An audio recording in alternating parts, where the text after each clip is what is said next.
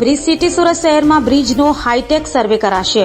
Pillar અને સ્પાનની વચ્ચે જ્યાં સરળતાથી ન પહોંચી શકાય ત્યાં ડ્રોન ઉડાવી નિરીક્ષણ કર્યા બાદ રિપોર્ટ કરી રિપેરિંગ કરાશે. સુરત શહેર બ્રિજ સિટી તરીકે ઓળખાતા સુરત પાલિકા દ્વારા બ્રિજનો પ્રી મોન્સૂન હાઈટેક સર્વે કરવામાં આવી રહ્યો છે. પાલિકા દ્વારા સર્વે ટેકનોલોજીનો ઉપયોગ કરવામાં આવ્યો છે. બ્રિજના પિલર અને સ્પાન વચ્ચે સરળતાથી પહોંચી શકાતું નથી, જેથી ડ્રોન ઉડાવી નિરીક્ષણ કરવામાં આવી છે. મારું નામ જયાંગ રામજીવાલા. અત્યારે સુરતમાં જે બ્રિજને લઈને સર્વે ચાલી રહ્યો છે એ કઈ રીતે ચાલી રહ્યો છે અને ક્યારથી આ ચાલુ છે?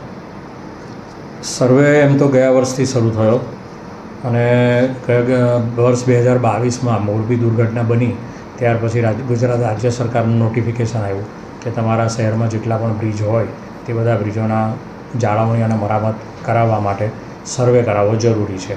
તેના માટે આપણે વર્ષ 2023માં પ્રી મોન્સૂન અને પોસ્ટ મોન્સૂન એમ બે સમયે સુરત શહેરમાં જેટલા પણ બ્રિજો આવેલા છે તેનો સર્વે હાથ ધરવામાં આવેલો. એના માટે ટેન્ડર બહાર પાડવામાં આવેલા. ટેન્ડર મંજૂર થયા અને 3 કન્સલ્ટન્ટોને એની સર્વેની કામગીરી સોંપવામાં આવી. કેટેગરી વાઇઝ કઈ રીતે આપણે જે ટોટલ બ્રિજ છે ટોટલ બ્રિજ આપણા 124 સુરત શહેરમાં બ્રિજ છે, તેમાંથી 117 બ્રિજોના સર્વે હાથ ધરવામાં આવેલા. હવે એમાં કેટેગરી કુલ 4 છે.